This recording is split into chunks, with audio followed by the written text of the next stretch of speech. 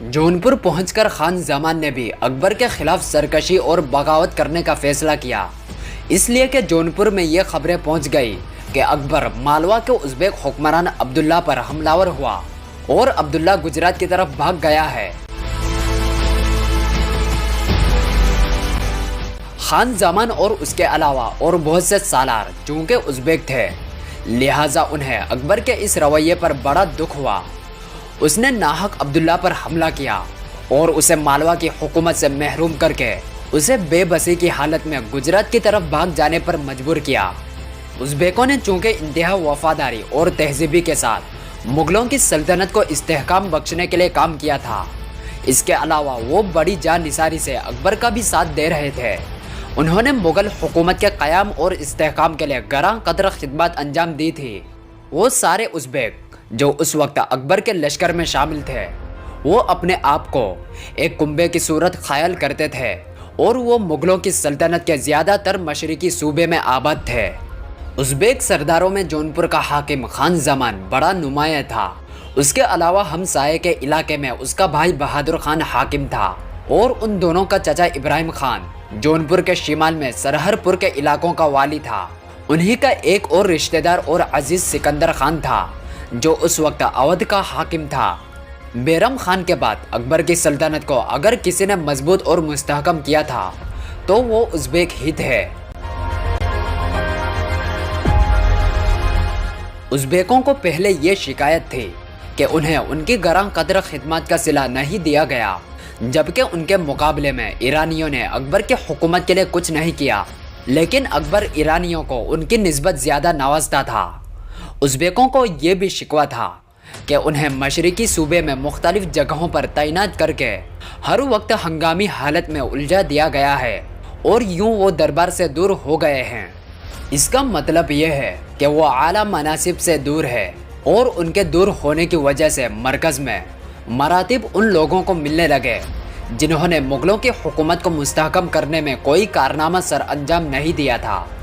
अब जब मालवा के हुक्मरान अब्दुल्ला पर हमलावर होकर अकबर ने उसे गुजरात की तरफ भाग जाने पर मजबूर किया, तब उज़्बेकों ने उससे ये नतीजा निकाला कि अकबर उनके पूरे कबीले से मुतनफ़िर हो गया है।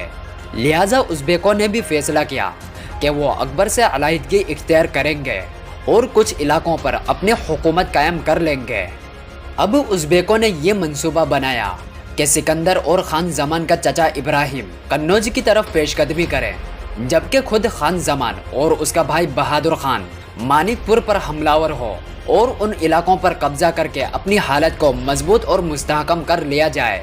ये फैसला करने के बाद इब्राहिम और सिकंदर बड़ी तेज़ी से कन्नौज की तरफ बढ़े। रास्ते में उन्हें एक लश्कर का सामना करना पड़ा, लेकिन इब्राहिम और सिकंदर ने हमलावर होकर अकबर के उस लश्कर को शिकस्त दी और भाग जाने पर मजबूर कर दिया। दूसरी तरफ खान जमान और बहादुर खान दोनों भाइयों ने मानिकपुर पर हमला कर दिया और मानिकपुर का मुहासरा कर लिया। मानिकपुर में उन दिनों अकबर की तरफ से एक शख्स मजनून खान हाकिम था। जब अकबर को उज़्बेकों की उस कार्रवाई की इत्तला मिली तो उसने अपने एक सालार मुनीम खान को एक खासा बड़ा लश्कर देकर 24 मई 1565 ईस्वी को आगरा से कन्नौज की तरफ रवाना किया। उस लश्कर की पेशकदमी की रफ्तार बड़ी सुस्त थी, इसलिए कि गर्मी की शिद्दत के बाइस लश्कर सिर्फ रात के वक्त सफ़र कर सकता था। अकबर को जब इत्तला मिली कि गर्मी की वजह से मुनीम खान के आगे बढ़ने की रफ्तार बहुत सुस्त है और ये कि इब्राहिम और सिकंदर कन्नौज के रास्ते बड़ी तेज़ी से आगे बढ़ते हुए लखनऊ पर कब्जा करना चाहते हैं, तब अकबर बड़ा बरहम हुआ। एक लश्कर लेकर वो निकला और बड़ी तेज़ी और बर्क रफ्तारी के साथ वो लखनऊ की तरफ बढ़ा था। अकबर ने इस तेज़ रफ्तारी से सफ़र किया कि दरियाई गंगा को अबूर करने के बाद लखनऊ और कन्नौज के दरमियान 70 मील का फासला सिर्फ 2 रातों और 1 दिन में तय करने के बाद इब्राहिम और सिकंदर के सर पहुंच गया। अकबर के इस तरह अचानक आने पर सिकंदर और इब्राहिम हैरत ज़दा और परेशान हो गए, चूँकि अकबर के पास खासा बड़ा लश्कर था और सिकंदर खान और इब्राहिम खान ने अंदाज़ा लगाया था कि वो अकबर का मुकाबला नहीं कर सकते। लिहाजा दोनों लड़े बगैर भाग खड़े हुए और खान जमान से जा मिले, जिसने मानिकपुर पर हमलावर होना था। अकबर ने आगे बढ़कर लखनऊ पर कब्जा कर लिया उसने वहां अपने लश्कर के साथ कायम किया। खान जमान को जब खबर मिली कि अकबर बजाते खुद एक बहुत बड़े लश्कर के साथ लखनऊ पहुंच गया है, तब उसने भी मानिकपुर जाने का अपना इरादा तर्क कर दिया। खान जमान खुद भी हरासा हो गया था कि अकबर किसी भी वक्त उस पर हमलावर होकर उनके सारे इरादों को खाक में मिला सकता है। लिहाजा इब्राहिम खान व सिकंदर खान और अपने भाई बहादुर खान और खुद अपने लश्कर के साथ खान जमान ने अब दरियाई गंगा के साथ साथ शिमाल मशरिक के वीरान इलाकों का रुख किया और वहां जाकर उसने पनाह ले ली।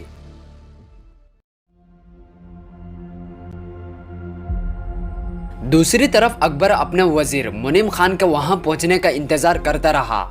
आखिर उसका दूसरा लश्कर भी उसके पास पहुंच गया जो मुनीम खान की सरकिर्दगी में था।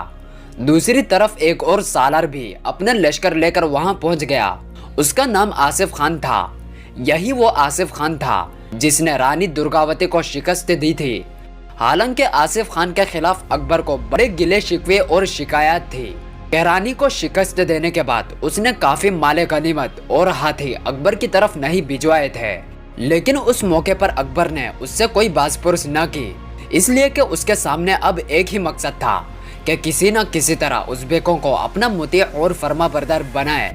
दूसरी तरफ खान जमान अपने सारे साथी सालारों के साथ बड़ी तेजी और बर्क रफ्तारी से सफर करता हुआ आगे बढ़ता रहा और हाजीपुर के मुकाम पर जाकर उसने पड़ाव किया।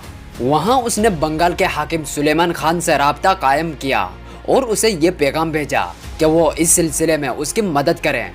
उस दौरान अकबर को भी खबर हो गई कि उज़्बेकों ने बंगाल के हाकिम सुलेमान से राब्ता कायम किया है और वो उससे मदद हासिल करना चाहते हैं। अकबर को फिक्र लाहिक हुई कि अगर बंगाल के हाकिम सुलेमान ने भी उन लोगों का साथ देना शुरू कर दिया तो फिर बगावत को ख़त्म करना बहुत मुश्किल हो जाएगा। लिहाजा उसने अपने कासिद बंगाल के हाकिम सुलेमान की तरफ रवाना किए और उससे कहा कि वो किसी भी सूरत उन बागियों की मदद न करें। लेकिन अकबर के उस कासिद को रास्ते ही में खान जमान ने रोक लिया। अकबर को जब उसकी इत्तला मिली तो उसने अपना एक और नुमाइंदा उड़ीसा के राजा कामनदेव के पास भेजा और उसे ये कहलवाया कि बंगाल का हाकिम सुलेमान उसके बागियों की मदद करें तो उड़ीसा का राजा कामनदेव सुलेमान पर हमलावर हो जाए। इस तरह सुलेमान बागियों की मदद करने से बाज रहेगा। राजा कामनदेव ने अकबर से वादा किया कि वो जिस वक्त मौका आया बंगाल के हाकिम सुलेमान पर हमला कर देगा।